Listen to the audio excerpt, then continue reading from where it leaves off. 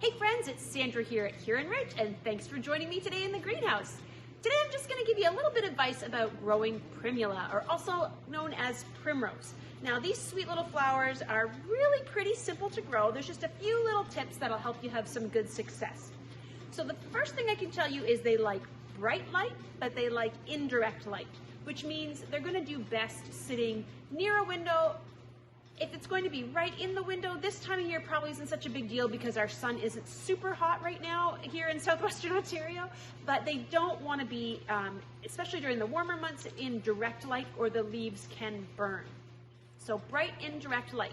Now, like I said, this time of year, right in your window isn't such a bad thing, partly because they really do like cooler temperatures. So it's probably a little more likely that near your window or right in your window at your house is going to be a little cooler for these guys, and they do really do best in cooler temperatures. Aside from light, the only other thing you're really going to need to make sure you do is to water them, which is pretty straightforward with any plant. They definitely will let you know if they get dried out. They will get limp and flat. The flowers will just like flatten right out. And they eventually, if you water them, they'll come back. But if you get them too dry, they will actually kind of get crispy edges on the leaves, which is not the end of the world, but it is a bit disappointing. So they like frequent watering, but this is the important part. They don't want to sit in water, and really no plant does. But these little primula are definitely going to have root rot if you sit them in water.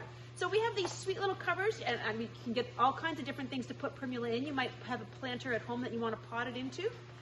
These are great for setting on your kitchen counter or on a coffee table because they don't leak. There's no holes. Fantastic for your furniture, but you have to really keep that in mind when you're watering your primula, because if there's water sitting in here when you're done watering, that's going to be a problem. You really have to make sure that you let this drain thoroughly before you pop it back in its pot cover or any other pot that has no drainage. Now, if you just want to set it on a saucer or something, there's no reason that you have to put it in a pot cover, but just keep that in mind. If you're going to put it in any sort of decorative cover, you got to make sure that there's no water sitting in the bottom of this. The other thing I would tell you is when you go to water, try to water either under the leaves, get in underneath here and get into the pot, or just to set it in water for a little bit to let it soak up some water. Of course, you got to dump it out after 15 minutes or so, but you can let it sit in water for a bit to water it from the bottom up. If you get too much water right in the center of the plant here, they can rot. Probably not real likely, but it is something to just keep in mind. Once these sweet little flowers are spent, you're going to want to pull them off. Pretty simple. You could snip them with the scissors, or you can just use your fingernail. Because you're going to see on all these plants there's more blooms coming, and those will certainly do better if you get rid of anything that's spent.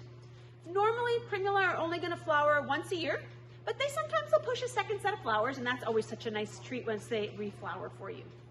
Now, they are hardy in our zone. We're zone 5B, and these little guys are hardy to be planted outside as a perennial. So once they're done flowering in your house, just set them somewhere and enjoy them as a house plant until the ground thaws outside. And then you can plant them outside pretty much as soon as you can get your shovel in the earth. It's not going to hurt them to go outside early.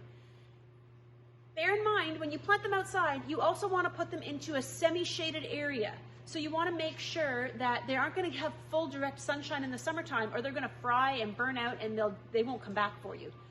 Also, you want to make sure your soil has good drainage. So just like you don't want your plant to sit in water in its container in the house, you also don't want it to sit in water outside in a flower bed.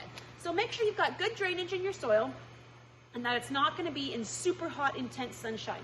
I made the mistake one year of planting mine on the south side of my house. They came back one year, but the next year not so good. So try to make sure you keep them in a little shadier spot.